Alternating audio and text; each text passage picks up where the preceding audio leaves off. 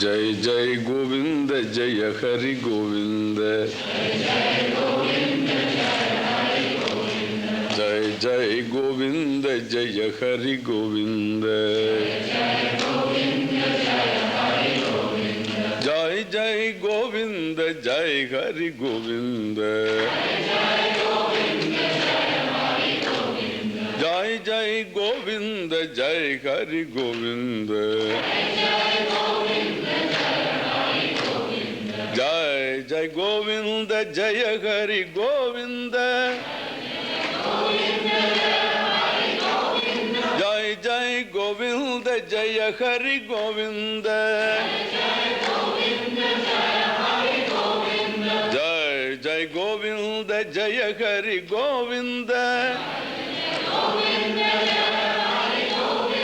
जय जय गोविंद जय हरि गोविंद, जय जय गोविंद जय हरि गोविंद,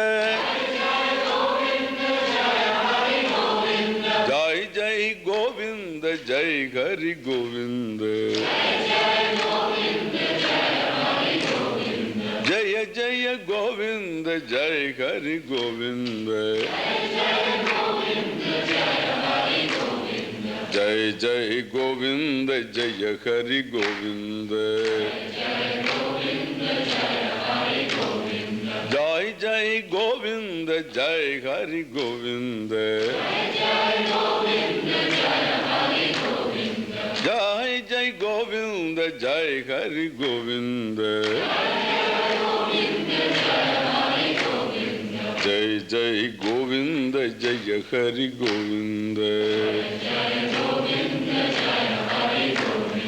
जय हरि गोविंद, जय जय गोविंद।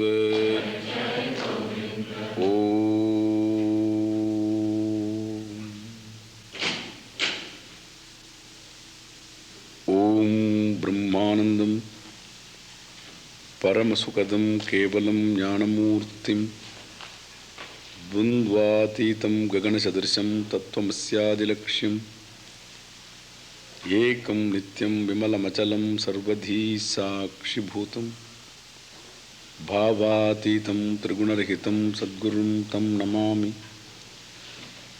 यं ब्रह्मा वरुणेन्द्ररुद्रमरुतस्तुन्वन्ति दिव्यैस्तवैः वेदैः साङ्गपदक्रमोपनिषदैर्गायन्ति यं सामगाः ध्यानावस्थिततद्गतेन मनसा पश्यन्ति यं योगिनः यस्यान्तं न विदुःसुरासुरगणाः देवाय तस्मै नमः।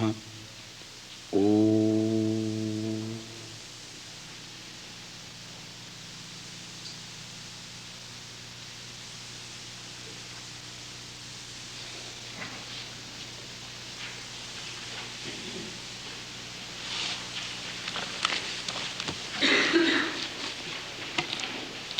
Take your book. Om Arjuna Uvacha Prakritim Purusham Chaiva Kshetram Kshetrajnamevacha Yetadveditumicchami Jnanam Jneyam Cha Keshava Shri Bhagavanuvāca Idam Shariram Kaunteya Kshetramithyabhidhiyate Yetadyo Vetitam Prahuhu Kshetrajñayiti Tadvidaha Kshetrajñam Chapi Mam Vidhi Sarva Kshetreshu Bharata Kshetra Kshetrajñayor Jnanam Yatta Jnanam Matam Mama.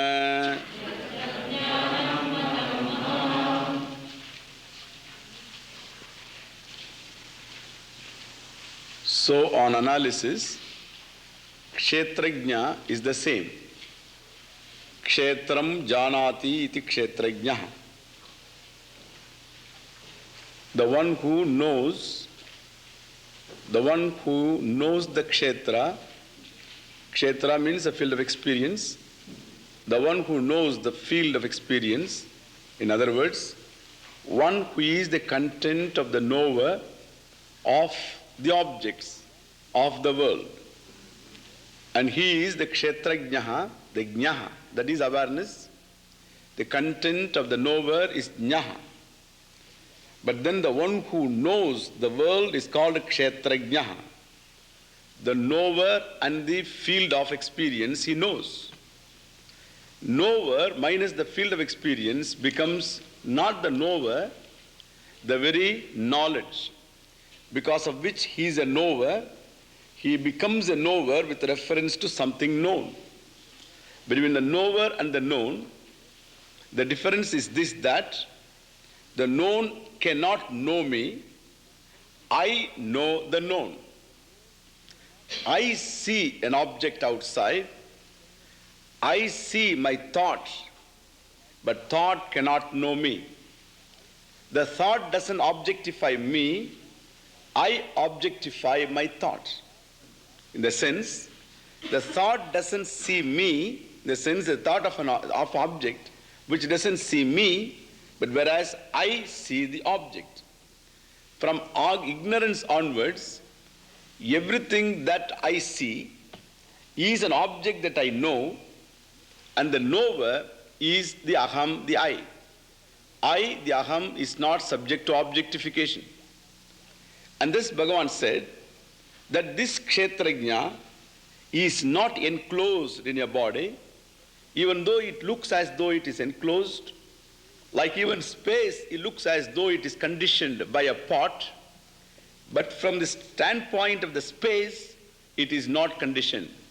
If you look at space from the pot standpoint, and then the space looks as though conditioned to become pot space and the jar space and tumbler space, but from the standpoint of the space itself, there is no division whatsoever.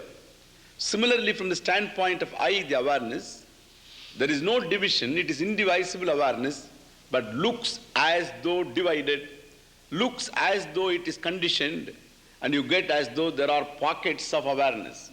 Each individual seems to be an isolated being who seems to be an awareful being, and another person is an awareful being.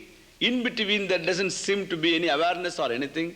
But from the standpoint of awareness, if you look at the space which seems to limit one being and the other, I, the physical body, is conditioned by space, and the other physical body also occupying some other place. I occupy place P, and he occupies place P1. And therefore the one between the P and P1, again there is space in which neither P is there nor P1 is there. Means I am here or he is there, and this space also, the body that is conditioned by space here, body that is conditioned by space there, and in between the space that is obtaining, all the three of them, well, that which is behind all the three of them, and that one cannot be divided by space, because that which obtains in space, that which is conditioned by space, well, is limited by space itself, because it has got a dimension. So since it has a dimension, it has a spatial limitation, one is different from the other, each occupying his own place. But then the one that is not divided space, in as much as that which is unconditioned by space, behind the very space itself, because of which I am aware of space, and that awareness is when the space is, and awareness is even when the space is not. And therefore he said, understand, I am the kshetrajna, an unconditioned awareness, an unlimited awareness, which I said, Sat Chit Anandaha. It is Chit means awareness, not Chittam, please. Chittam is a different thing, it's a faculty of memory, is called Chittam, whereas Chit means awareness. Sat means that which abides in all the three periods of time is Sat. Awareness is Chit, and it lacks nothing, and it accommodates everything. Therefore it is Ananda. All that I seek in my life is indeed Satchidananda, and what I am is what? Asatchidananda. So what I am is Satchidananda, what I seek is Satchidananda. Therefore Bhagavan says here, Etad jnanamiti proktam ajna. No. He said, no, that's not this sentence. Later he says, Kshetra kshetrajnayoho jnanam yatta jnanam matam mama.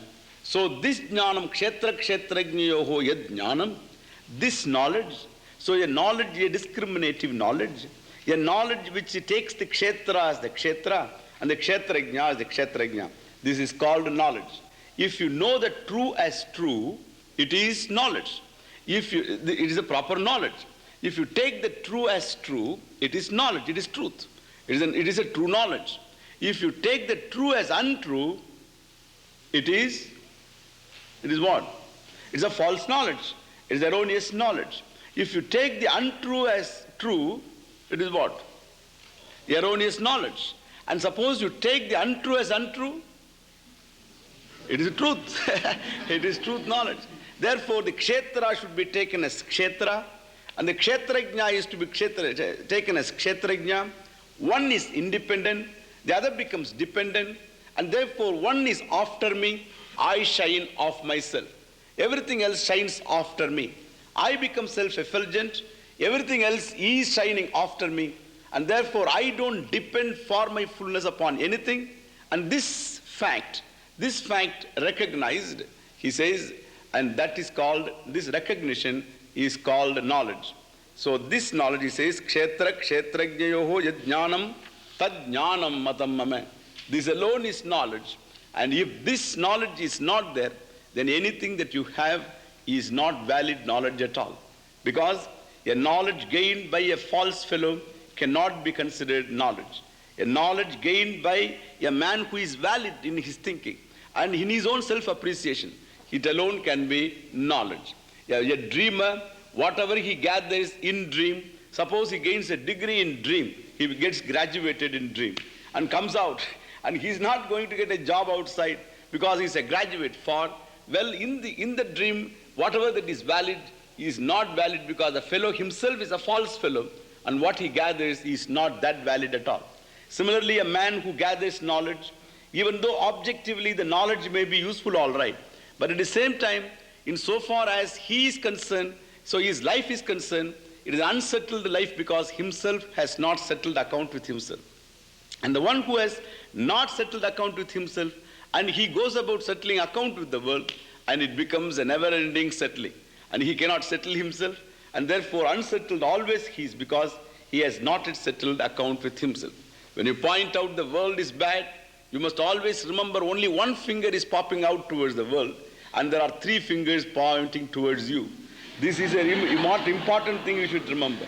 When I say the world is bad, there are three fingers pointing out towards me. Is it not true? The world is bad. There are three fingers pointing out towards me. Therefore, should I not think twice, not twice, thrice? I should think thrice that before I say the world is bad. For there are three fingers towards me, please. Always, this is an important thing for the world is not at all bad, and the one who looks at the world bad, and that mind, the interpreting mind, that alone is bad. I am not satisfied with myself, and therefore everything looks bitter. Like a fellow whose tongue is furred, and he can't taste anything, for him the whole world is bitter, is it not? Your stomach is upset, you find everything is dull in this world.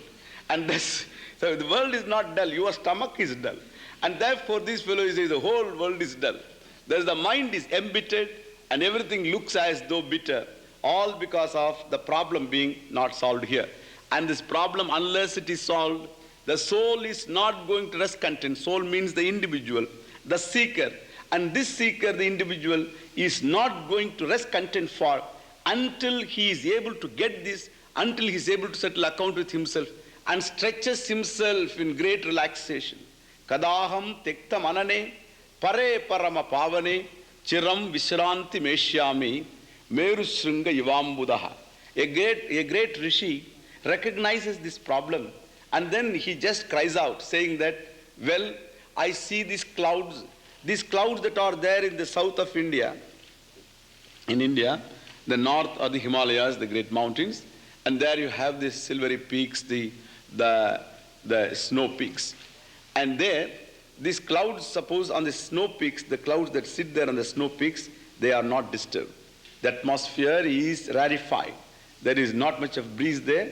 Therefore, they all sit there as a cap for the very peak itself.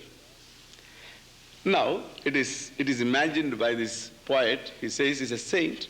He says, well, a body of clouds starts off from the south of India and travels towards the north, keeps moving. And in between, it gets itself fizzled out because of the wind. And again, it composes itself, gathers itself together, and again travels. In between, again gets fizzled out into cloudlets and bits. And again, it has to gather itself. Now, like this, it just all the time disturbed. It wants a place to relax itself. Kadaham Vishranti Meshyami. When will I gain Vishranti? When will I get relaxed? When will I remain undisturbed by this moving wind, the howling wind? Thus the cloud moves along, trying to find out a place. It reaches a height, at last in the north, and that is a place of attraction, north. And therefore the pole that attracts. Unto the north it goes, and there on the peak, silvery peak, so it reaches the height, there it finds my God. Here I find there is no problem at all. Thus it sits there on the top of the peak, completely relaxed. I have reached home. I am quite at home now. There is nothing to disturb me.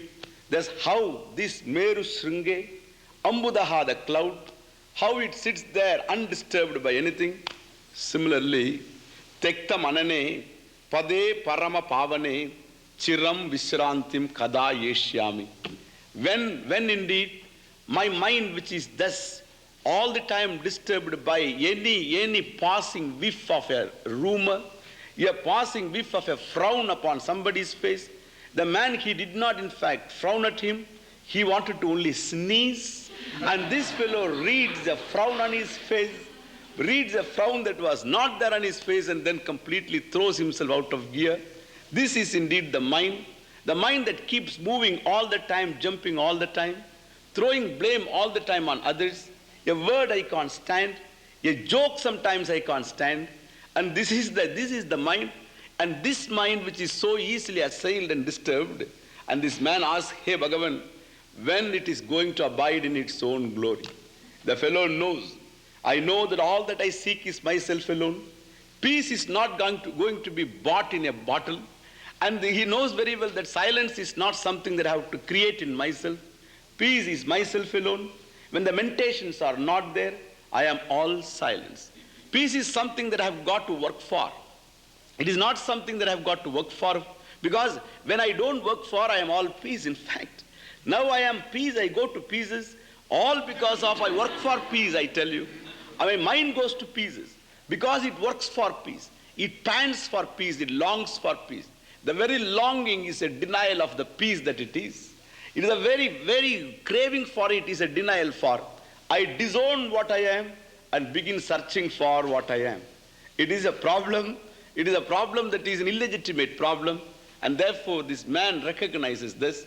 And then he tells, hey Bhagavan, when this mind will discover this very clearly, without doubt and error and vagueness, and discover when this mind is able to own up its own glory, and abide in its own glory without any let or hindrance, when kadaham chiram vishranti meshyami, gained, it is gained for good, because it is knowledge.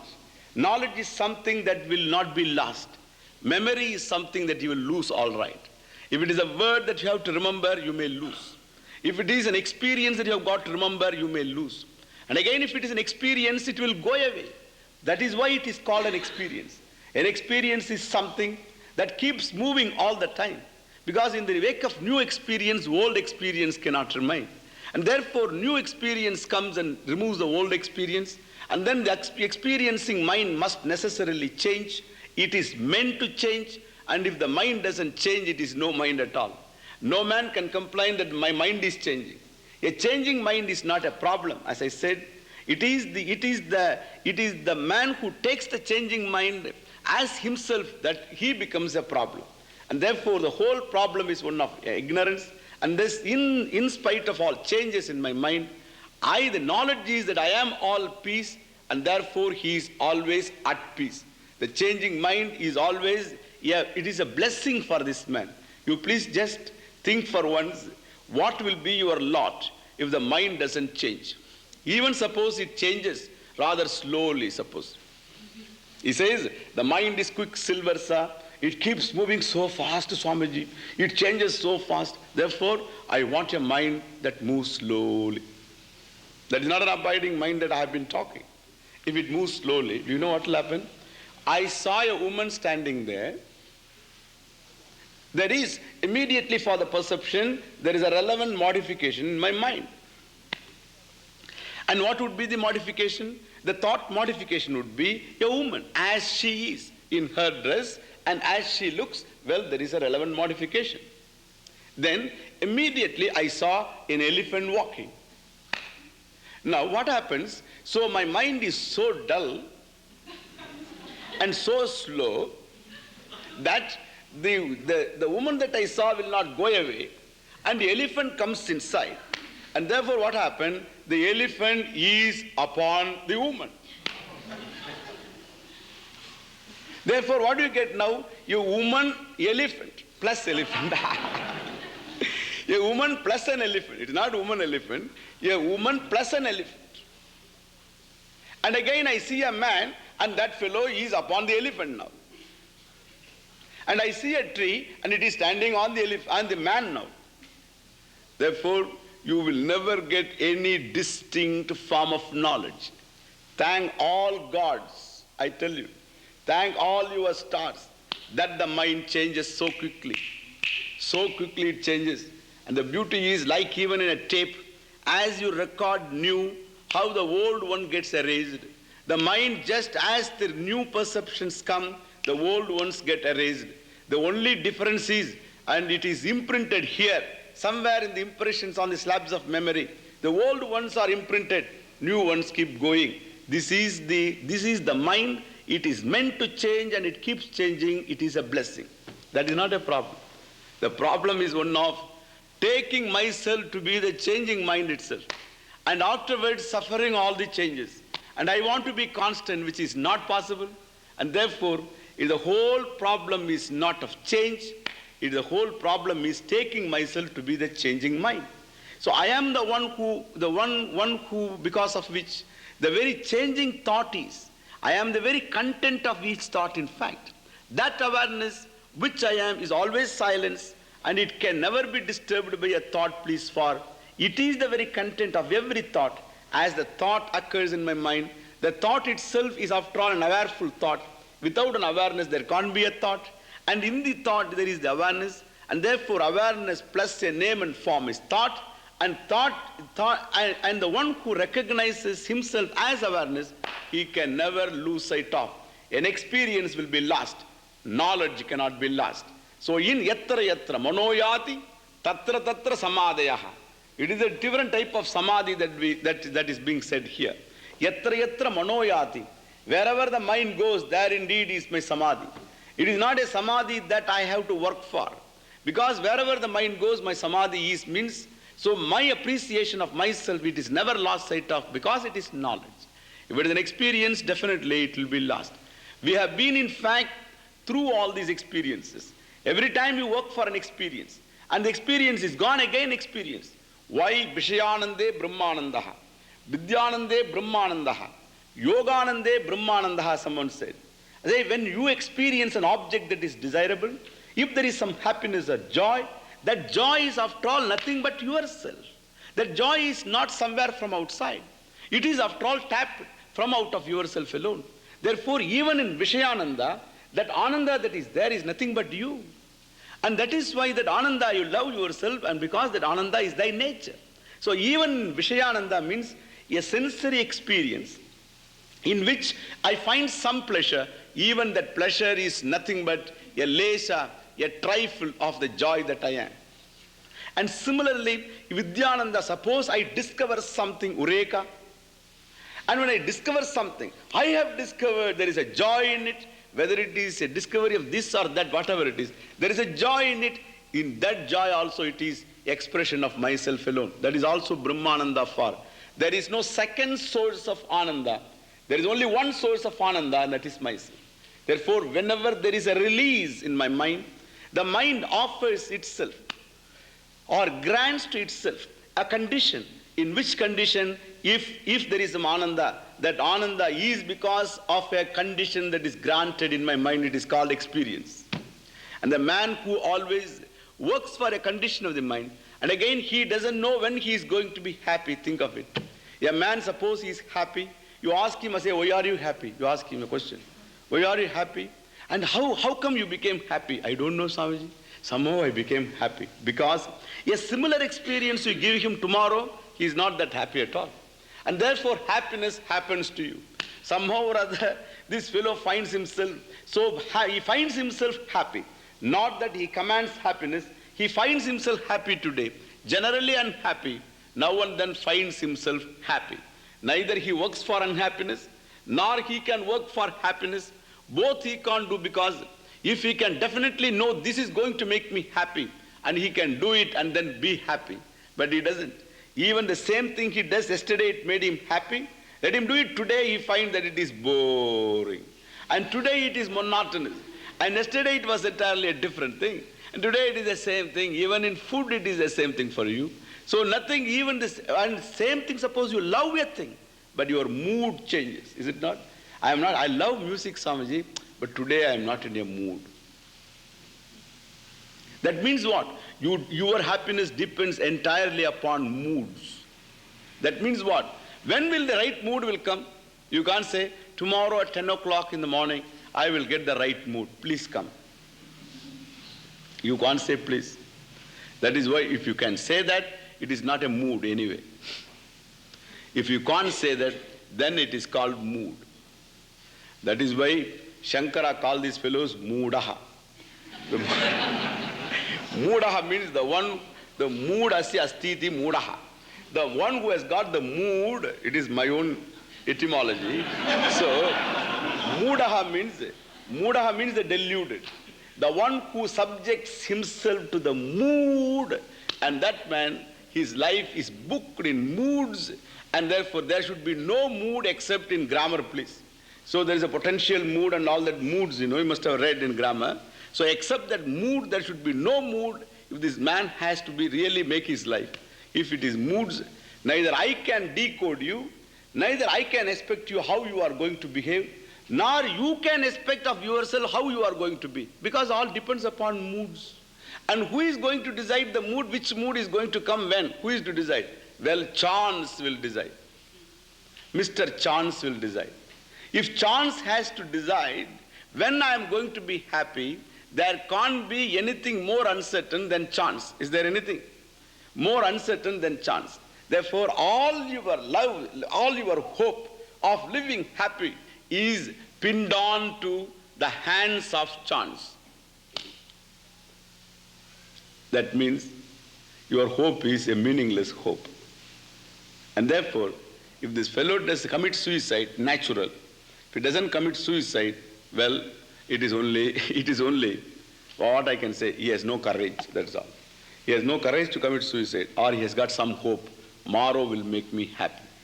Thus a man committed to moods is not a man at all, neither he is a woman, because woman also is the same problem therefore. So this fellow, man or woman, one who is committed to moods, he doesn't make a life out of his, what you call, life. Okay. And therefore, Bhagavan says that this is considered jnanam Arjuna, etad jnanam iti proktam. This is indeed kshetra kshetrajnayoho yad jnanam tad jnanam. That alone is knowledge. Any other knowledge is not going to make his life a fulfilled one. And later, in 3 verses, Bhagavan tells Arjuna, this kshetram tat kshetram yachayadrikcha yad vikari yataschayati sachayo yat prabhavascha tat samasena me shrunu rishibir bahuda gitam chandobir vividaih pratak brahma sutra padaischaiva hetmadbir vinischitaihi. Here Arjuna again I tell you in detail and in brief also. I'll tell you completely in brief what is exactly this kshetra, because he has not told. I have told all right, but he has not told here. What he has told, I have told in the beginning. So Bhagavan tells now the same thing what I said, he is telling here. So because what he said, I told in the beginning, that is what it is. So this he says now, yat yadrik, what is the kshetra? What constitutes the kshetra? And who is the kshetrajna? And what is his glory? All that I will tell you. And again he says, Rishibir bahudagitam chandobir vividaih pratak brahma sutra padais chaiva hetu madbihi vinischitaihi. Hey Arjuna, this something what I've been talking, this knowledge, is not something new. Never go away with this feeling that Krishna has introduced a new cult. That Krishna cult and Krishna consciousness is not anything new, he says, Krishna says, but modern people may say anything different. But he says, the Krishna is not introducing a cult, my dear. He says, Rishibihi bahuda gitam, chandobihi vividaih pratak. So he says, Rishibihi, by the rishis in the even before. The same thing has been told in many ways in the Vedas. Chando visishtaihi, vedaihi bahuda gitam rishibihi. In the Vedas, in the scriptures, they have been told in many ways, in manifold ways. They have been sung in manifold ways in the mantras, in various forms and various verses and chants. They have been the same truth had been unfolded long before. Not merely because the Vedas said we have to accept it, but then all that is said is upheld by logic too. It is not something that is irrational that is being said. It is something based upon personal experience of people. It is a logic that is based upon personal experience. And also what is said in the Shastra. And therefore he says, Brahma Sutra Padaischaiva Hetu Madbihi Vinischitaihi. It is not arbitrarily told that you are Satchidananda and you are asked to believe. All of you please believe that you are all Ananda and Satchidananda. It will be a belief, all right, a belief of a dukkhi, a fellow who takes himself to be a mortal, and he is asked to believe. You believe that you are immortal. How can he believe? The fellow knows that he is a mortal, and he finds in every truck a yama that is coming there. A Lord Death is there in the form of a truck all the time in the road. And thus this fellow, who is all the time round the corner, he finds a death. And such a fellow, he is told, say, you are immortal, believe. How can he believe that? He can't believe. Even if he wants to believe, the fellow will get up in the morning as a mortal and will go to sleep only as a mortal. The only release from mortality is when he sleeps. And in between, again the fellow will get up as a mortal form. He is a mortal for certain, he knows. And how is he going to believe it? It is against experience. It is against his own knowledge. And therefore, it is not a matter of belief. It is a matter for understanding. And therefore, Bhagavan says it is something that has been proved, unfolded by, with sufficient logic too. Because what is truth will not be illogical. Even though it is by logic we don't establish it. Because it is myself alone. It doesn't require any logical establishment. Like even when you see me, it is not logically you establish that I am here sitting. But it is by a means of knowledge you establish that I am here. You come to know that I am here not by logic. It is not an inferential knowledge. It is something that is perceptual. Similarly also, what I am is self-evident. The problem only is that what I am really, that is not known. Half known and half is not known. But unfortunately, half knowledge is no knowledge. In fact, half knowledge is more dangerous than no knowledge. And therefore, half I know that I am so, I am a being who is existent, I know. I am a conscious being, I know. Now and then I am capable of becoming Sukhi also, I know. These things I know. And again, I had the experience of being free from all limitations. That also, an experiential knowledge I know. The only problem is a recognizing knowledge is not there. A knowledge which recognizes me, that knowledge is not there. And therefore, what do we require is only a pramana. And therefore, sufficient logic is advanced to make you see what it is all about. And the logic is used, like even a pole vaulter uses a pole, and so that I can leap, and throws the pole away. Similarly, logic is used because logic is necessary. All the problem is created by the intellect. And all the problems that are set by intellect, they are all problems born of fallacious logic, and they can be solved only by proving the fallacies in the logic. This is called neti, neti, netiti. So we negate what we are not. And again with the words, by a means of implication. By a means of implication, we just point out this is what you are.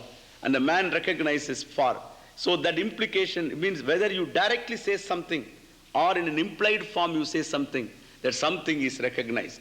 Like even when I say, the beard is going, you know very well the beard cannot walk. The beard also begins to walk away. Think of it. The beard doesn't walk. But then when you say the beard goes, you understand very well it is the bearded man that goes. It is not the beard that goes, it is the bearded man that goes. You supply the man and then understand it is the bearded man. The white runs when I say, it's a white horse that runs. Thus similarly, or the white horse is walking, please. See the white horse walking? Suppose I say, what is that?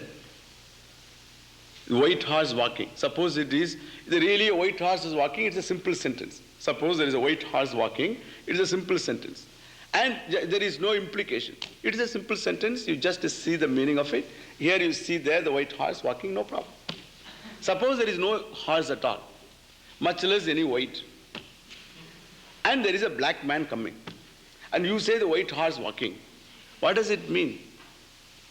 And I see he's walking a little.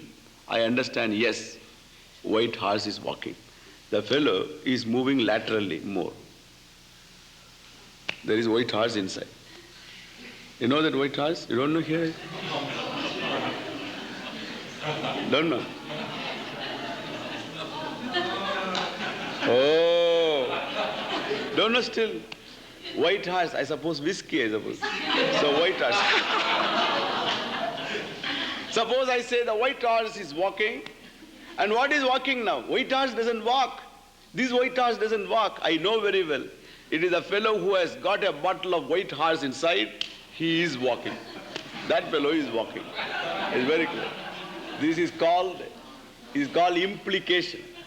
And where the implication is involved, understand, wherever the implication is involved, the man must be more alert. Mere alertness is not enough. Because like even, that's why I tested you. So like even now, you all missed it because not that you don't know white horse, you must be knowing much more than myself because I don't know which is white horse, which is red horse, I don't know anyway. But then, so you must be knowing much more. But then the mind is alert, it catches the implication. So implication means it should be all alert. And therefore, even though the words, by loading it with implication, the truth is released. Wherever the implication is there, it is word stops. And after the word stops, there is something that is implied. And that is always silence. It is an unsaid word. It is the unsaid word that delivers the truth in fact. It is a word that doesn't deliver the truth. But then the word is necessary to imply. And afterwards the word stops. And there is an unsaid word, and which is silence, which is an implication. Like even the beard goes, the beard stops. It doesn't make any sense. But then the bearded man, the man is supplied, which is not there at all. I understand. In that silence that ensues after the word is pronounced, in that silence the truth is discovered immediately. This is called implication. Even a joke is like that. You always just the other side you see immediately. Then only you joke you appreciate. And therefore if a man, is another thing. If a man, while the implied sentence is used, he doesn't understand. Or when a joke is made, this fellow doesn't laugh. But then sometimes we find this fellow goes to the bathroom later after 10 days and he laughs for the joke that Swami. Till then it didn't occur to him. Oh, the fellow laughs after 10 days. And that laughter is again born of the joke that is made here, please. Again that is born of teaching alone. If you don't recognize the whole thing right now, and if you recognize it later, it is an unfortunate thing that you don't recognize it now. If it is not recognized, if at all he recognizes later, which is very remote, because when a teacher is teaching with flesh and blood, with all his love and eloquence, if he teaches, if it is not understood, then later he is going to understand it is a far remote cry. He is not going to understand. If at all he understands, again the glory goes to the teacher, not to the student, please. It is an old joke for which he laughed today.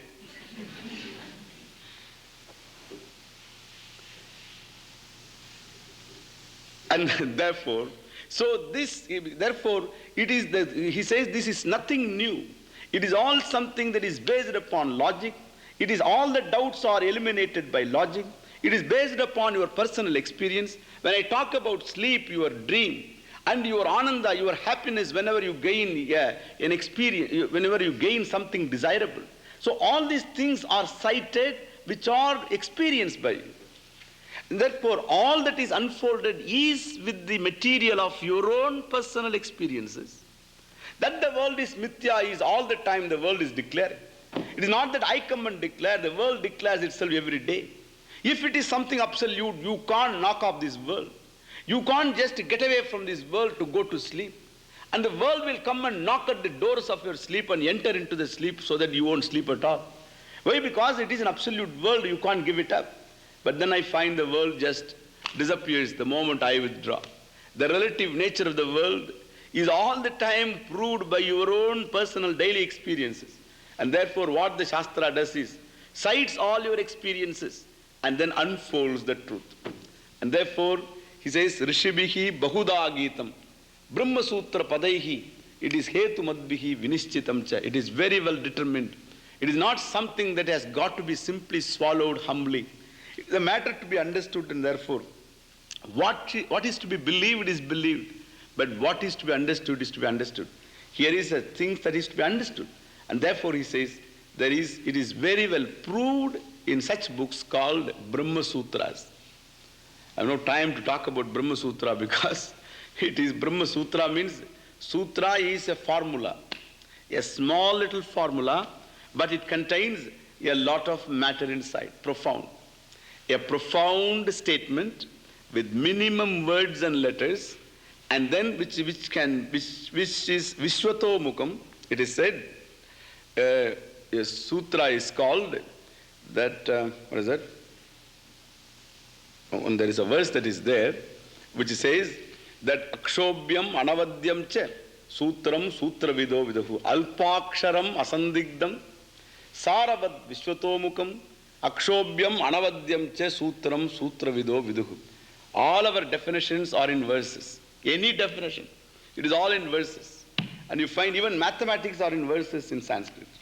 And this, it talks about infinity, please. It talks about infinity. Kara, it is called. Kara is infinity. Purnam is infinity. So Kara, mathematical infinity is called Kara. Purnam is our infinity. But mathematical infinity is called Kara. Pujyam is zero. So these are all things that we find in Leelavati, a book on mathematics. And there it is all in verses. Remember, it is all in verses. Sanskrit is such a malleable language that you can stretch it to form verses on any topic. Well, the Brahma Sutra is, therefore it is said, Alpaksharam, Asandigdam, Saravad Vishwatomukam, Akshobhyam, Anavadyam cha, Sutram, Sutra Vido Viduhu. Just to give you an idea about what it is I am telling, it is not that very important. But then, Alpaksharam, that which is consisting of few letters, Alpaksharam. When there is a long word, a word with lot of letters, and when there is a smaller word, you go in for a small word. You must have read King's English, and there you go in for the familiar. You go in for the familiar to the far-fetched. You prefer the familiar to the far-fetched. You prefer the Anglo-Saxon to a Latin or Greek or German origin, and you go in for a smaller word and instead of a longer word. Same thing. Then the impact is severe. Because I write a language or speak language not for getting some kind of admiration from people. You use language for communication. And the one who is able to give the maximum punch in his language, that fellow is a master handler of language. Not the one who uses big words, that fellow is just hiding himself under these big words. Big words are nothing in fact. And therefore big words, after all, you have to get a few words, any number of big words. We can always get them. There's not a very difficult thing. But then big words don't really cut any ice. They don't really deliver goods. And therefore, the one who is able to use the language, the beauty of the language is how you handle it. In turning of the classes, in the choice of words, the words that are minimum and the words that are chosen are Anglo-Saxon, more Anglo-Saxon than Latin and Greek, then you find that that language, that particular English language, can really deliver goods. It has been delivering goods, I've been seeing. It does deliver goods if you know how to handle any language for the matter of that. Each language has got its own beauty. And unless you recognize the beauty and you know how to handle it, the language is always abused. And this here it is said, alpaksharam, the minimum lettered word is used. Alpaksharam asandigdam. It should not leave anything to be desired. You can be clear, but not at the cost of clarity, at the cost of brevity. Brief you can be, but not at the cost of clarity. So it should be brief and clear. One can be brief at the cost of clarity. One can be clear at the cost of brevity. To be brief and clear, it takes a mastermind. And therefore here these Brahma Sutras are like this, that it is born of a mastermind like Vyasa, and therefore, so it is brief, alpaksharam, but asandigdam, doesn't leave anything to be desired. And again, alpaksharam asandigdam, saravat vishwatomukam. It is very profound, saravat sutram. So it is something that has got sara, it is very profound. And again, vishwatomukam. One sutra can serve a number of purposes. It will give a number of answers to the same problem. Vishwatomukam. And again, he says akshobhyam, which doesn't waste its words, akshobhyam, where you don't find unnecessary adjectives and all that. He's a good sadhu. Generally we hear this, he's a good saint. I say saint must be good. Why are you wasting that word good? I don't understand. A saint must be. Is there a bad saint anywhere? I say saint means he should be good. Why do you say he's a good sound? He's a good saint. These are all abuse of words. That means your thinking is improper, please. That shows the improper, vague thinking, shallow, superficial thinking. And therefore a man who really means something, good means it is good. Bad means it is bad. He should mean it really. And that means that shows exactly the clarity in his thinking. It is very important. And therefore you need not learn anything in Vedanta. The minimum at least, it gives you the clarity in thinking. If of course it is taught by a teacher who is conscious of his words all the time. That's how we have been told. We have been taught like that all the time. Because it is, Brahma Sutra means it should be akshobhyam, anavadyam. And again it is told, it is saravat visutomukam akshobhyam anavadyam cha. And again it should not enjoy any defect of grammar. Just because you want to make it brief, you swallow all the verbs. You can swallow if it can be inferred, all right. And therefore it should follow, it should fulfill all the rules of grammar. Anavadyam cha, sutram sutra vido viduhu. These are the sutras composed by Vyasa, and these sutras deal with the entire, all the Upanishads, and all that is said in the Upanishads, they are all analyzed by these sutras, and these sutras are again unlocked by Shankara with his Bhashya, the commentary, and again that commentary, of course, to explain that we have got the profundity of the sutra, you will understand. How many commentaries are there for that one sutra called Athato Brahma Jignasa? It is one sutra. Athato Brahma Jignasa Janmadyasya Yataha Shastra Yonitvat. Each one is a sutra. Shastra Yonitvat. Tattu Samanvayat. On this one sutra, Tattu Samanvayat, Shankara writes about 10-15 pages. Keeps writing on and on and on it goes. And not that and every sentence of Shankara is so profound that one Vachaspati Mishra, he came and wrote a commentary on it. And he is so profound, another Amalananda, he came and wrote a commentary on it. And that is so profound, another Appaya Dikshita, a great man, and he wrote a commentary on it. By the time you read one sentence of Shankara, 2 days are over. Because you have to read that commentary, that commentary, that commentary, that commentary. I tell you, just to indicate the thoroughness of this learning. Everybody cannot become a teacher. Unless this thoroughness is there, then only he can be an authentic Vedantic teacher. So much is there. I may say, what I say may be 1 or 2 things. But what is not said is so much. And what is not said should back all that you say. Then only there is authority in it. Then only there is truth in it. Anybody, anything say, you just question him 2 minutes, it's all over. It is all over. A man who can shake the fellow it's all over. In 2 minutes it can be finished. If a man who knows how to ask questions. So what I say this, our culture is this particular tradition of teaching is so thorough. The people have given their lives to it. And then each one has analyzed everything so thoroughly, completely, that there cannot be any doubt and nobody can shake that Vedantic master. If he is a master, he knows what he is, and in logic nobody is going to beat him. And in the sense means his mind is so clear about it. And if the other man has got some kind of logic, and he will do judo to that fellow, and he is finished by his own logic. And by the fallacy of his own logic, it is all over. What I say, it is not question of any competition or anything. It's a question of thoroughness. And I want you to know how thorough the people have gone. The whole tradition is a thorough tradition. Whether it is dance, or it is music, or it is spiritual tradition, the thoroughness is something that is amazing. I always wanted to find out some defect in this Vedanta. I was not going to accept anything just because somebody told it. So I always wanted to find out what are the defects in it. And every time I got beaten. Every time but beaten, afterwards I never got up. Okay.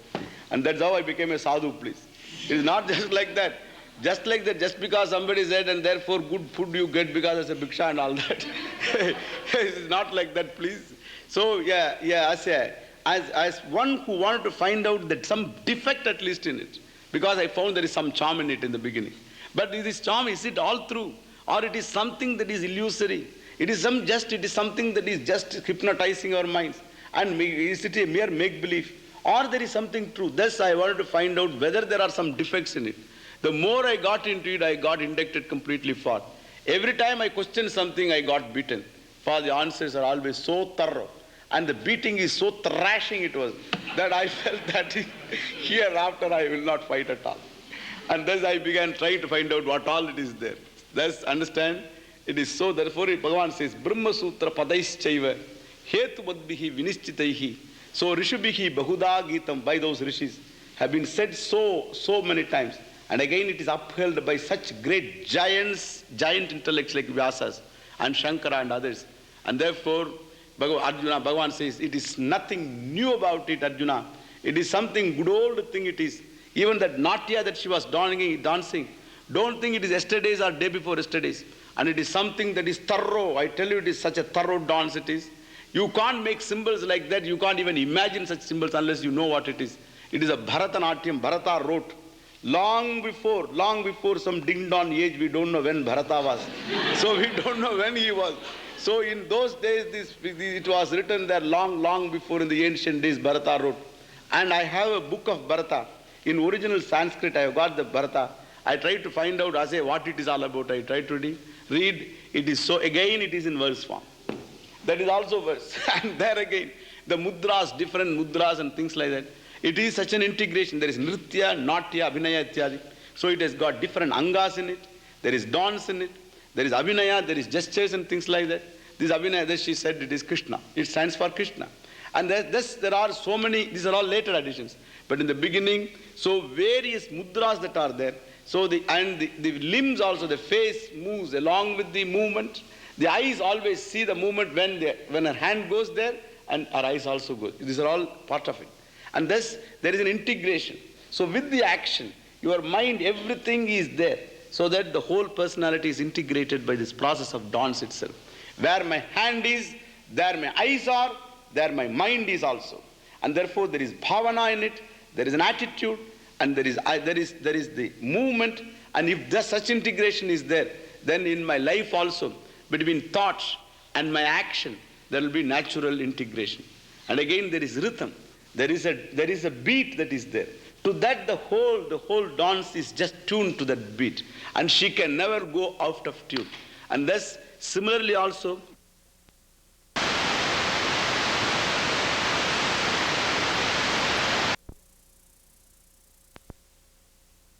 rhythm. There is a beat that is there. To that, the whole dance is just tuned to that beat.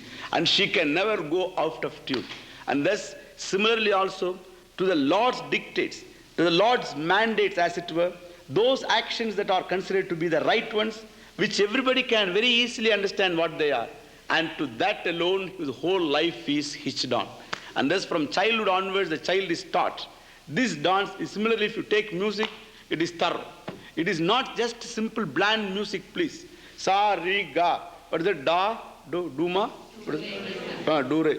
Do, re. So it is not that alone. It is not that piano music alone. I don't say that I love Western music as well as the Indian music. There is no question, I love all types of music. Even a fellow squeaks, I like that. As long as he doesn't detain me from going to the class. I like all right. But then what I say, there is a thoroughness about it.